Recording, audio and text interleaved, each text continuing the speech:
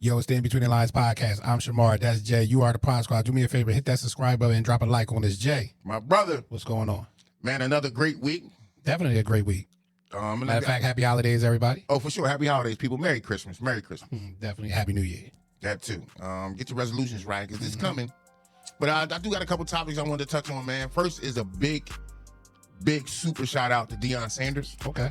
Not only is he having a phenomenal year in college football, they're actually ranked. They got a bowl game upcoming. After in his second year in the program, has really turned that program around. But I want to talk about him mentoring Travis Hunter, and I want to send a shout out to Travis Hunter for winning the Heisman Trophy. Gotta get some juice, my brother. Get that young man some juice, bro. Get that young man some juice. That's a big deal. This young man has played every freaking snap of the ball when he was on the field. On offense, he played wide receiver. On defense, he's played cornerback. He's been exceptional all season. It's a physical game, so for him to have that kind of, ability, man, yeah, we definitely need to acknowledge that. But I definitely want to pay some homage to Deion Sanders, the father of Silo Sanders and the father of Shador Sanders and father figure of Travis Hunter. These young men, all three of them, in the 2025 draft, will be selected in the first or second round. Shadow's coming out too? Yes, he is. He's actually a fifth-year senior, so he's definitely coming out. And I just think, man, and Mark can relate to this. Mark's a dad. I'm a dad, man. To see your kids reach not only their potential, but live out their dreams in front of you, and you help and guide them like he did. Because it's easy for teenagers to get into mischief, to fall off track, and just lose focus within their journey, man. So for him to be able to mentor these three men and be that example each and every day, putting God first and putting the work in consistently, man, for these three to achieve that, man, next year for all three of them in the NFL draft, that's going to be a phenomenal thing for Deion Sanders personally, I'm sure. But I just want to give that man a shout out, man. I just think as a man, that's how you do it, bro. That's how you do it. I applaud his effort and his leadership with them three young men. Like, phenomenal, man. He definitely did a great job with his sons and with Travis Hunter. I think none of them really got into any crazy trouble. You never really seen them in the news outside, braggadocious type stuff. Kids gonna do what they do. And but looking at the future of Deion, do you see him leaving Colorado now, or do you think he's gonna stay and try to prove that he can actually do it? Because it's easy to do it when you've been basically your system has been around your sons your whole comfortable coaching tree life. So I agree with that. So can he pick up somebody? Who's going to be next up? Can he keep the train rolling? I think so, and here's why. I do know, because I do follow it a little bit. I follow Colorado. I don't follow his college football. I follow Colorado because, again, I just love the job he's doing. But he does have a 5-year star recruit replacing his son Shador at quarterback. This kid is one of the top 5 quarterbacks in the whole nation coming out into college this year. And I know a lot of kids are going to be jumping in that transfer portal as well, trying to take the opportunity to play for him because of success and the way he mentored. You know what I'm saying? He's about your character. He's about the things outside of football that you want to need in life as a man. Yeah, you're a great athlete, but you need to be a better man. So, well, unfortunately, in today's time, I don't think athletes are about that really. Well, I'll say this: they want to be. They don't want a teacher. They want to just have fun on social media. Well, let's fame and everything. I agree with that. There's no argument really, but I'm gonna say this: if you go to Colorado, what he tolerates. Well, yeah, it's well publicized. So if you sign up to play for the Buffaloes, you got to fall in line with how he do things. Yeah, so that's my point. Like, will he get the players that want to go to Colorado? Absolutely, got him last year. This is how he had success. Yes. Okay. Yes, it shows because a lot of kids jumped in the transfer portal to go to Colorado. So how many? I don't know. Like I said, I don't really follow. Over 60 transfers that went to 5 stars. No, not 5 star. Everybody's not a 5-star. I'm talking about. That's what I'm saying. How many 5 stars? Oh, so far that I know? No, did he get this year? 1 so far. But it's the quarterback, the biggest. No. I'm talking about this year that he went. Like his second year there. Who came? 5-star? Yeah. Is the left tackle. I forgot the young boy name. Okay. He's because they needed offensive line help because that was the issue the year before. They couldn't protect Shador. But they got a 5-star left tackle. And ironically, Shador just bought him I think an Audemars watch as a gift. But yeah, and then to follow up for next season, getting a 5-star recruit. Yeah, the whole, I would say, I just think it's appealing to go there, not only because of who he is, the athlete that he was, and it's like outside of Nick Saban, he has the hottest name in college football. So if you're looking or have aspiration of being a professional football player, I think it's appealing right now to go to Colorado with the way they're winning and the way he's turned that college program around and the success that his kids has had, personal kids, along with mentoring another young man that chose to follow him. Yeah, a lot of kids going to be banging on the door to go to Colorado next year. I believe that. So over Georgia, Oregon, Alabama, they're going to choose Colorado? Well, let me say this. First of all, from that aspect, that's money. If you're going to go to Georgia, it's money involved. If you're going to go for the collegiate experience and an opportunity to go to the NFL, you'll go to Colorado. Because, again, when you talk about them big programs, there's a lot of money involved. Them boosters is a whole nother thing, bro. So and like I said, this is just me just asking a question. You think you have a better chance of going to the NFL at Colorado than Georgia or Alabama or Oregon? Well, again, it's going to come down. Only money can answer that, and I'm going to try to explain this a little bit, the way college football works.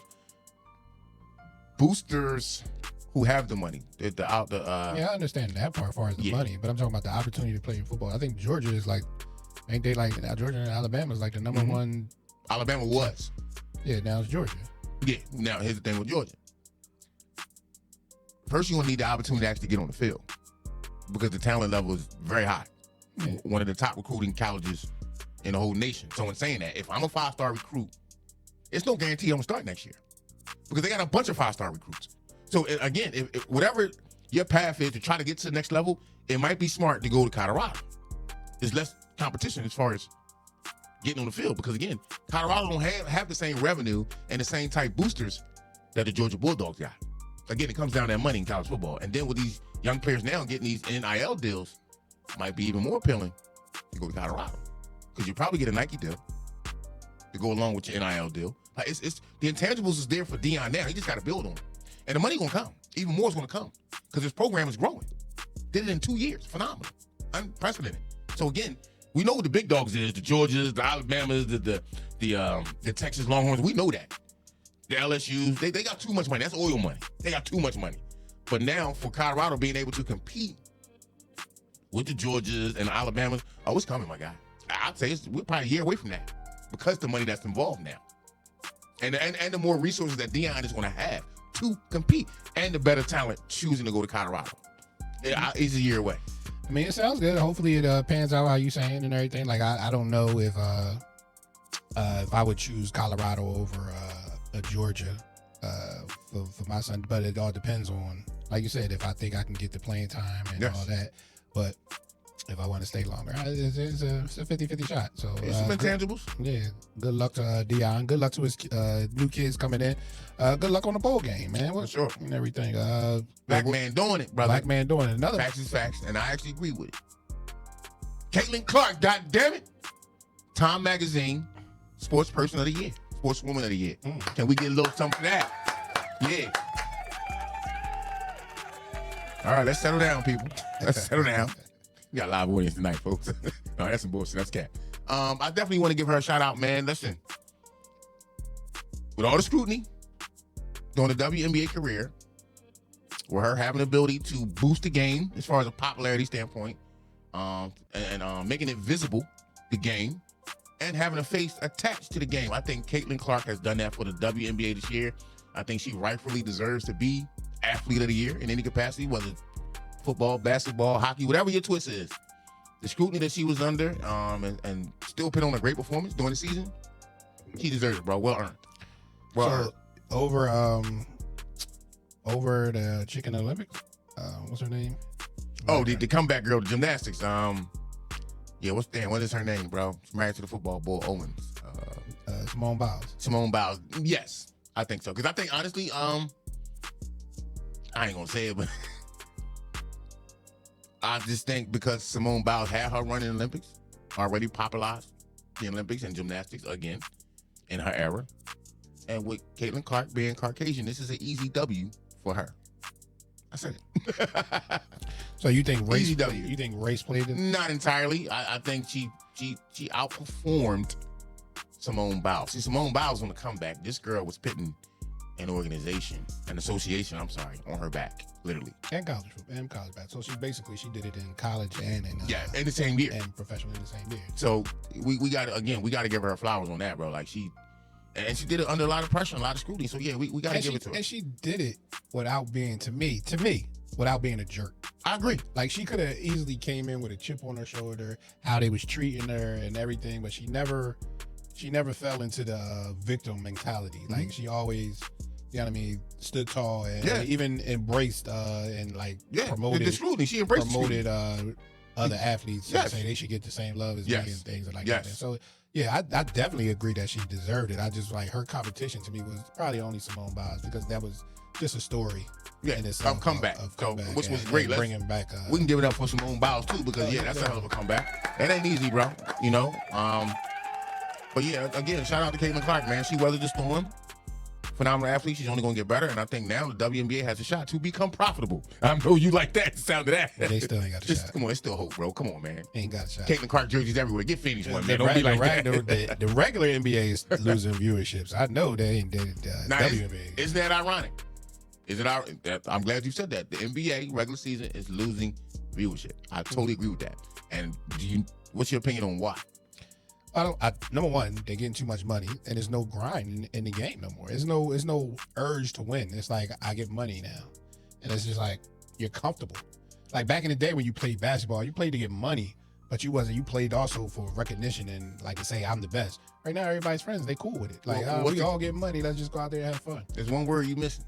Ain't nobody out there look like, and I'm just gonna say look like, because I don't know. Look like they playing for the love of the game, bro. Because again, outside of the popular players, where's that budding dominant superstar other than John Morant, who we can only hope figured it out as far as his maturity and stay the heck out of trouble? But I think the NBA right now needs some more faces to help carry this game. Well, that guy is Jaylen Brown, but I told you, he just don't have the look. Yeah, it's not going to happen. He's not clean cut look. Yeah, like he's everything you would want to play for the face of the NBA. He likes to help the community. Yeah. He's well spoken. He's intelligent. He's intelligent. Presents well. He does everything. But because he rocks them braids, and with the big beard, I don't know. You're not marketable. Brown still got the beard. Got the beard down, but yeah, to me, he's just not marketable, and he can be. I just don't know if he wants to be. Well, Mar, you're a barber. Imagine that. Make it happen. Yeah, but these guys, I don't know why these guys be wearing these braids, man. Hey, well, listen, it's trendy. It's what's happening right now. Yeah, I mean, it's the trend. Yeah, but to me, it just looks crazy. Well, let's be honest. Especially for older men. Like I be looking at older men, like, what are we doing? Really? Yeah, you do. Yeah, like, no, you should pause. Yeah, you shouldn't say that though. Like I be looking at older guys with them little plaits and stuff. Like to me, Lamar Jackson shouldn't have them braids. You going there, huh?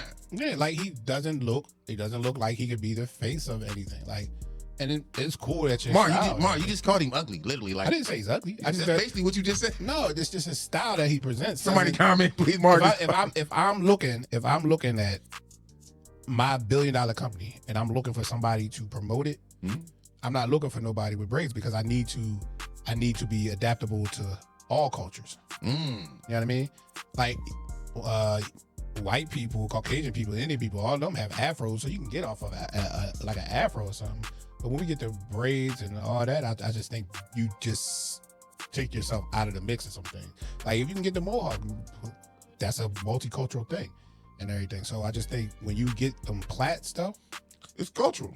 Yeah, it's just a culture thing, and I just think you limit yourself to the exposure that you could possibly get. Well, that's an argument because remember, the one who really started the trending of the braids and the plaits, Allen Iverson, who's a cultural giant. Yeah, but he was braids. It wasn't plaits. Now, that's what I'm saying. The different hairstyle. Like I said, the different hairstyle is the plaits is just, it doesn't look cool. Okay. But I'm just giving, I'm bald head, so I'm just giving yeah, you would laugh at that. I'm giving AI his due on that because again, when you talk about from a cultural thing, that impact in the NBA at that time was crazy. I mean, remember when it was a culture impact? Yeah, for sure. But he wasn't the face of the league. No. Because Kobe, Shaq, and Mike was still the face of the league. This is why I disagree with that.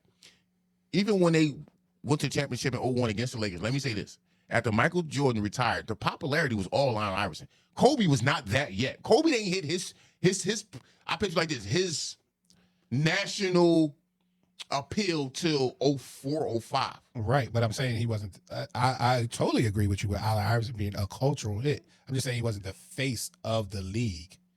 Like, you know why he wasn't the face of the league? Because they kept trying to change him. Yeah, I agree with that. That's how I know he wasn't the face of the league. They didn't embrace that. They wanted to change his clothing. They gave you the dress codes and all the other stuff and being on time. They kept trying to change that because they know he wasn't the face of the league.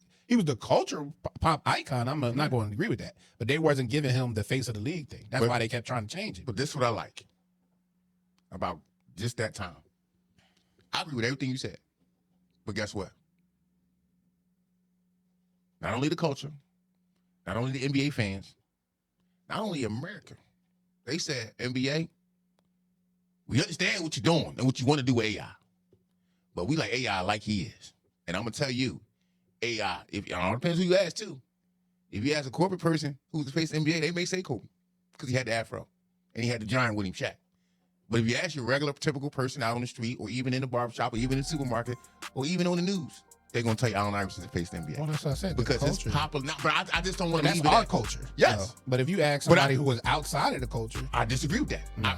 Bro, listen. I seen the kids with the number 3 jersey on, the Caucasian kids. I'm witnessing it. Well, I'm in South Philly witnessing we live it. in Philadelphia, so we're talking about phase of the league. I don't know if they were in Utah. I think I don't know if they was in LA with it. They was cold like that. I'm telling you, I believe it was in China. No. Yes, I absolutely, bro. I'm serious. He probably touched base, but I'm talking about far as reaching the culture. I think he touched. I think he touched every culture, bro. That's why I say it all depends who you ask. If you ask corporate America, I think they'll agree with you. If you ask, that's where it matters. Well, again, but in the face of the league. But that's not true because this is why it didn't matter. I felt like the people didn't accept it because AI was that. He was selling out the arenas. I think he had the rock star image coming off the bus. Like, bro, he was that. So corporate America, they'll say that. But I think the world, it's Allen Iverson, man. Especially after MJ retired. The way the NBA business is set up, if he was the guy, they would have catered to him. So you say NBA business? I'm not talking business. I'm talking about worldwide. Yeah, but what they cater to. They cater to what they want, what the world wants. You know what I mean? And obviously, they were getting pushback about that. That's why they were trying to make changes. Well, it took them 3 to 4 years. AI had the game on lock from every culture aspect. Yeah, I think you're looking at it because we're from the Philly area. Truly, no, bro. Absolutely not, bro. AI, he was the man in every city, bro. Truly. Everybody rock with AI. We'll have to check on that. I mean, everybody, like I said, of our culture, yes. I just don't know outside of our culture, outside of the Philadelphia area, when you go into different cultures, I don't know if they were rocking like that. Practice. Yeah, that's what I'm saying. Yo, don't be like that. Don't do that. He's known for other things. Don't do that. What else? Yeah, that's AI. Or the cornrows. How about that? The multi-tattoos. Come on, man. Yeah, that's just he's an apex, bro. Congrats to Caitlin Clark, man. For sure. For, Caitlin Clark. And she graces the Time Person Athlete of the Year.